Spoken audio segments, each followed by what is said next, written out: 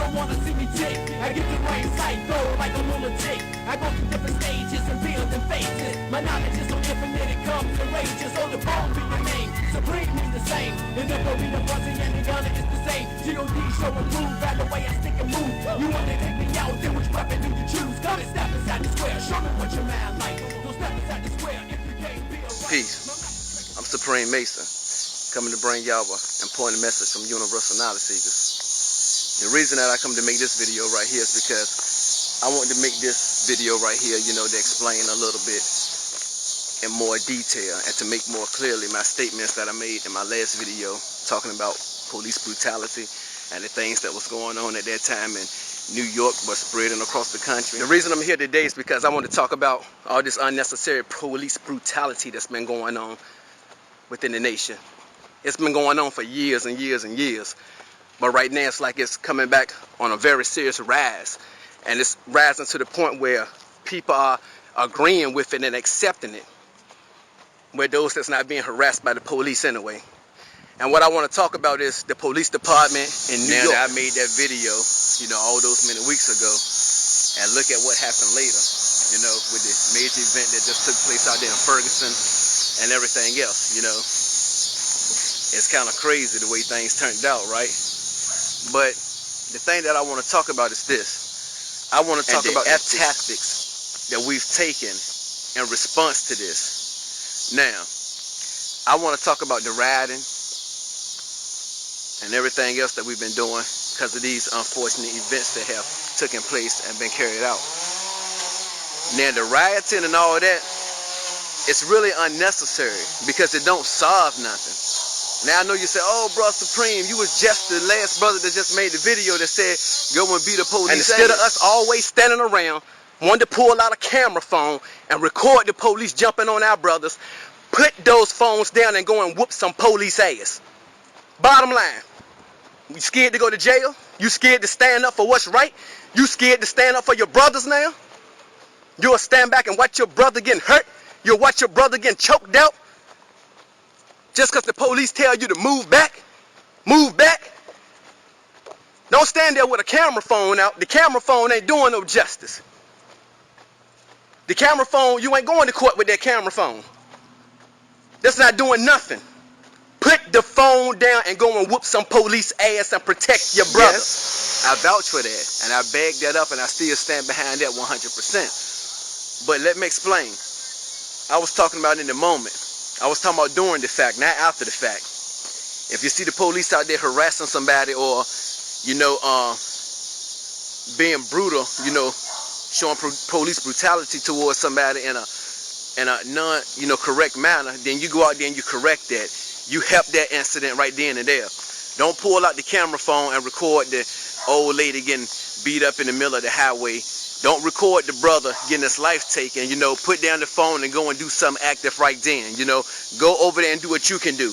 If you can take and apprehend the police, you apprehend the police. You have another witness there, somebody else that can call other cops and inform them what's going on. To inform them that you are not the aggressor there, but you're the one that's trying to be the calmer of both parties, What happened to making a citizen arrest? What happened to these things? So what I'm saying is that don't wait till after the fact to want to get together and mob and riot and tear some stuff up. That ain't solving nothing. That ain't helping what just happened. That only helps lead them to where they want to be at. Now, a lot of this stuff happened like this because it's already been planned to happen just like this. It's been strategically planned to happen just like this. Plot it out, We got people that come together every day in the world or every year in the world, known as the elite, that come together, and they the decision makers that make decisions like this that affects us, and they talk about these things that's gonna go on. Now, we want to, riot and fight and do all this other stuff, but we really not prepared for what they got ahead for us. Now, rioting and fighting and all of that is fine, but what type of real firepower do we have against them? We don't have none. All this has been plans that's been set in motion. These people has been planning this thing ever since back in the beginning of the 1920s, back with the original President Johnson. They've been planning this. That's why they have all of these U.S. FEMA camps there.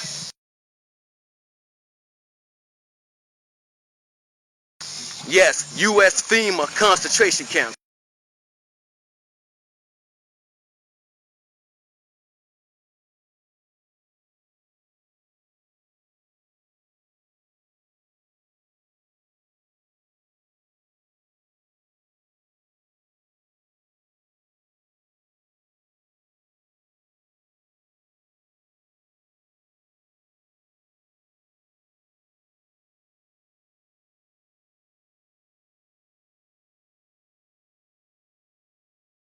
They have all those there in place right now waiting for us. They have different buses at bus terminals, and these buses are there for the sole purpose of transporting us to these different concentration camps when the doo-doo hit the fan, if you understand what I'm saying.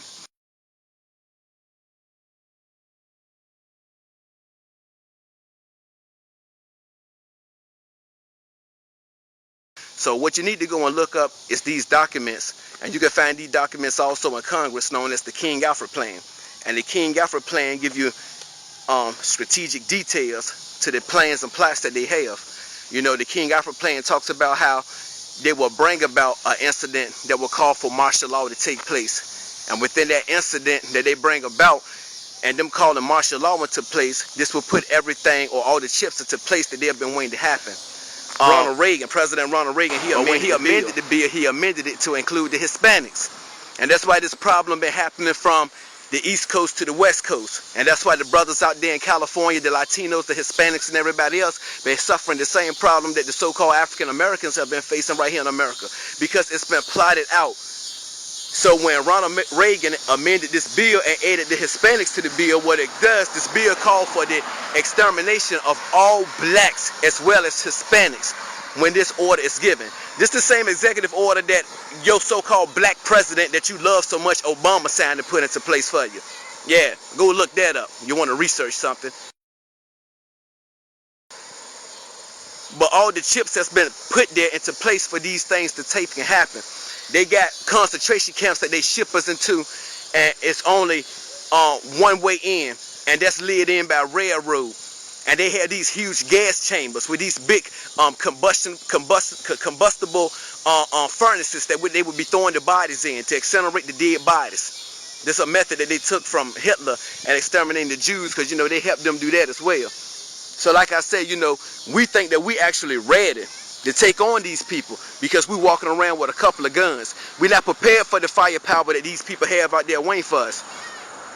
The documents, and like I said, you can research them in the Library of Congress. The documents also tell you how they would take things like microwave humidifiers and mount them on police vehicles and cruisers, and they would take and point these microwave humidifiers into a rioting crowd. And what would that do? Those microwave humidifiers would cook you, would burn the crowd from the inside, would cook you, and you can't run and duck and hide because you don't even know which way it's coming from. It ain't got no color to it. It's not visible. It's a microwave. You know, the documents say that if any of us was to be able to take control of a city, we wouldn't hold that city no longer for an hour before they come in, and with the technology that they'll be bringing in and the armed forces they'll be bringing in, it'll be impossible for us to hold a city down. You know, but we walk around with our couple of guns in our house, think we bad, think we're going to do something. We're not really ready. People, we're not really ready. And we need to stop letting them push us to that point. They trying to push us there into something that they ready for that we not ready for. How many of us really ready to go out there and survive in the wilderness? How many of y'all know how to go out there in the woods and pick something out the ground that's growing to eat to survive? If the grocery store was to shut down right now, how many of y'all can survive without that grocery store? How many of y'all can provide for your little children? That's what you need to think about when you're ready to go out there and riot. You need to think about things like that. When you turn up what's in your community, think about how you gonna feed your children. How many of y'all out there today know how to go out there and plant a gun? How many of you know how to do that? Not many, few. Think about it. Not many. Maybe a few, but not many. So you got to be prepared at all times, man. Don't let these people push us to that point to help them bringing into effect something they already got planned for us. They already fooled us and put somebody up in the White House that you think that look like us. Then the book of Revelation say that he'll be spotted like a leopard. Look at the spots of the leopard. They're outlined in black, but the sun is what color? Exactly. You know, so we got to think about what we're doing. You know, so what they doing right now, man, you know, they preparing themselves, man. They practicing on us. They preparing for the bigger step. And that's why they militarizing all these different police, equipping them with military style, you know, firepower and stuff. They equipping them for this type of thing. The King Alpha plan say that when it all go into effect and they call for this martial law, how they would take, you know, coalition groups and the neo-Nazis and the skinheads and other groups like this, and how they would deputize them. And they would be deputized and helping rounding us up.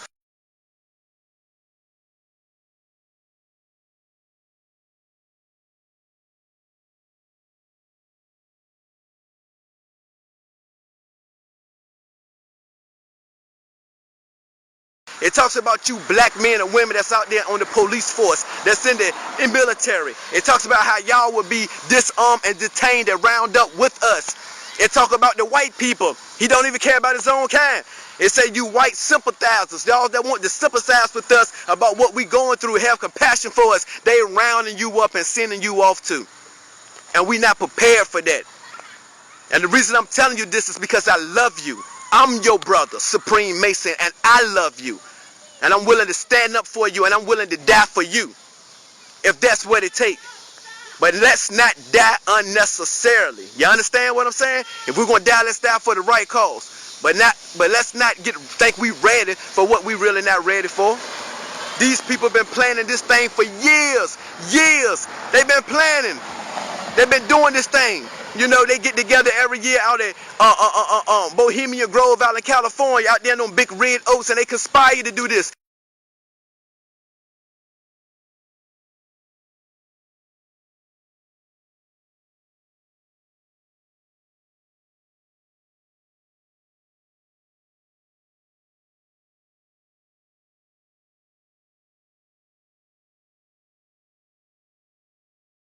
This is the same place that nuclear energy and the atomic bomb was created at.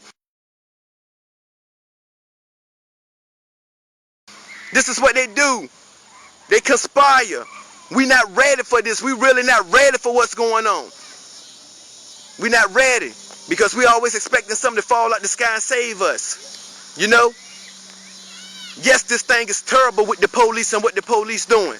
And ain't none of our other so-called religious leaders standing up for us, or our black leaders standing up for us, because all of them have been brought by the enemy long time ago. Why you think they still around? Think about those black people that really stood up for us, like the Malcolm X's and the Martin Luther Kings. Think about all those black people that's been terminated, taken out. That's because they was with the cause, not against the cause. Those Al Sharptons, Jesse Jacksons, those people ain't with us today. They not with us. They with the enemy. The enemy been brought them long time ago. Jesse Jackson had Martin Luther King killed.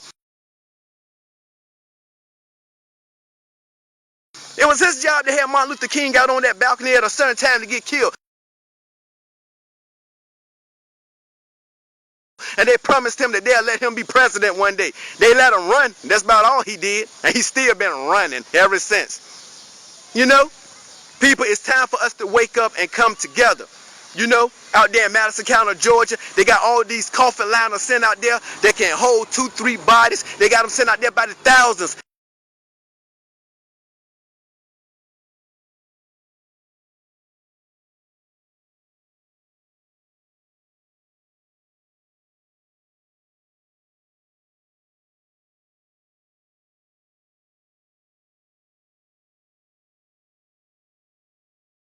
But for women, men, and children, these people are ready, and we are not.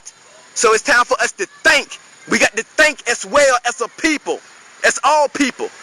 We got to get rid of that ignorance thing of prejudice and color and religion that separate us. And we got to come together as a people for the race to make a difference.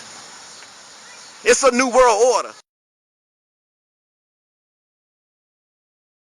And it's always been coming into effect. But they trick you into believing that that's a fantasy and that don't exist. Well, let me tell you something. I'm your brother, Cer'Preme Mason, and I love you, and I'm here to tell you the truth. And I will always be here to tell you the truth. Peace.